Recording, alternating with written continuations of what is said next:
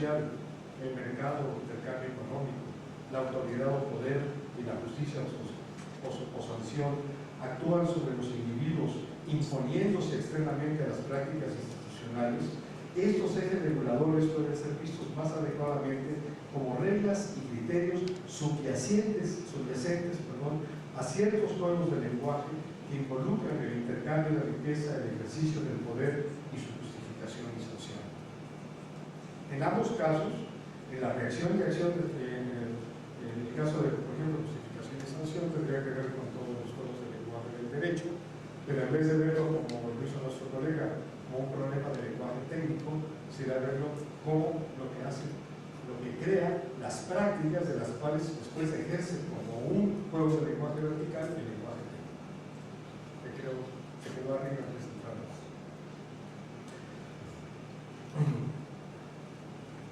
En ambos casos, en la reacción y acción del individuo frente a las cosas, personas y acontecimientos del mundo, y en la inserción del individuo en prácticas institucionales, como relaciones interindividuales relacionadas con el poder, la riqueza y la sanción social, el lenguaje desempeña el papel de medio posibilitador.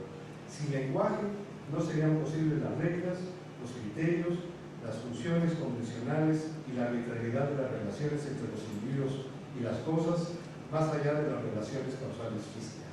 No podríamos hablar de formas de vida distintas, simplemente no seríamos humanos y nuestro comportamiento psicológico no se distinguiría del comportamiento de otros animales que solo responden en y a su situacionalidad presente. La noción de actuar como requiere en principio suponer o asumir que todo el comportamiento humano está mediado funcionalmente por el lenguaje y que el lenguaje no es una entidad abstracta, ajena, externa a los individuos, sino que forma parte de y se identifica en sus prácticas aprendidas de otros y compartidas en concordancia con ellos. Todas las variedades y formas de actuar como son aprendidas y entrenadas directa o indirectamente mediante prácticas que son equivalentes, parcial o totalmente. Los que enseñan la práctica enseñan a compartir la práctica y actuar en concordancia o de acuerdo con ella. Ese es el sentido último de seguir una regla, cuando se aprende a actuar como. Tal como se conciben los juegos de lenguaje, podemos pensar que algunas formas iniciales de actuar como son primarias, reactivas, y que en esa medida su componente lingüístico es reducido comparado con el conjunto de la actividad aprendida y ejercitada. Estas formas de actuar como se caracterizarían por una relación horizontal entre sus elementos y también en sus relaciones con otras formas de actuar como, cuando la extensión o transformación de las prácticas a aprender se basa en ellas. Existen otras formas de actuar como, que surgen como relaciones mayormente lingüísticas, como ocurre en los distintos juegos de lenguaje que comprenden la conversación, la descripción, la repetición de reglas que se memorizan, de algunas formas de narración, entre otros.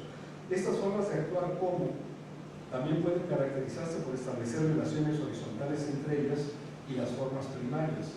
Sin embargo, el actuar como constituido exclusiva o preponderantemente por elementos lingüísticos posibilita a su vez el aprendizaje de nuevas formas de actuar como que pueden desarrollar relaciones verticales entre sus elementos internamente y con otras formas de actuar como, tanto mixtas como puramente lingüísticas.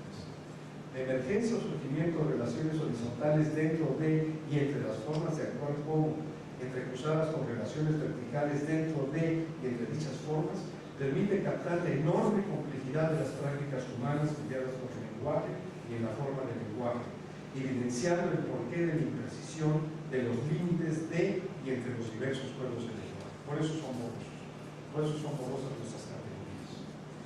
El entramado de los distintos juegos de lenguaje o formas de actuar como pueden ser vistos como la arquitectura lógica o categorial que resulta de una gramática funcional de las prácticas sociales, fundamentadas en el uso convenido. Se trata de una arquitectura categorial viva, cambiante, reguladora de las prácticas y por consiguiente de la funcionalidad de las actividades, los objetos, los acontecimientos, las personas y las propias palabras y expresiones lingüísticas. Los criterios que marcan, indican, señalan o sugieren la pertinencia de los distintos elementos de una práctica en el contexto de un actuar como son siempre internos a dicha práctica, que normalmente incluye siempre a alguien más que al individuo cuyo desempeño se examina. De este modo, el actuar como se concibe como parte de un flujo cambiante de límites categoriales marcados por los criterios prácticos de las propias instituciones en tanto a acuerdos prácticos. Objetos, personas y actividades per se no son definitorios de la pertinencia funcional de las prácticas posibles y actuales. La funcionalidad de las prácticas está regulada por la situacionalidad delimitada por los criterios categoriales en ese momento, criterios que se definen a partir de las relaciones internas de los elementos que configuran una práctica determinada. No es mi propósito delinear aquí las características del marco teórico ni de los conceptos particulares que cumplen con las funciones lógicas que auspicia la noción de actuar como, ni adaptarla como versión naturalizada para el análisis de los fenómenos psicológicos. Me voy a limitar simplemente a contrastar cómo dicha perspectiva general modifica radicalmente en principio la forma de abordar dos campos de fenómenos ya apuntados previamente: la formación de conceptos y las relaciones interindividuales como relaciones sociales. La formación de conceptos es un fenómeno que los psicólogos tradicionales, tanto mentalistas como conductistas, consideran de vital importancia, pues lo consideran relacionado con los procesos simples de discriminación y percepción, así como con otros procesos vinculados a los llamados procesos superiores o conducta compleja, tales como la memoria, el razonamiento, los juicios, la solución de problemas, el lenguaje, que es considerado algo separado también, y la inteligencia.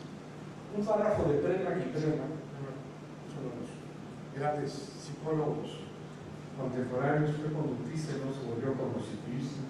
En 2003 sintetiza la forma en que la psicología ha abordado el problema de los conceptos. Lo cito textualmente: los conceptos son nuestra mayor fuente de equivalencia. Nos conduce a formar categorías, o sea, a dar un nombre común a objetos diversos y a tratar estos objetos diferentes como si fueran lo mismo. Los conceptos son representaciones mentales. Describen las condiciones que debe satisfacer un objeto para pertenecer a una categoría.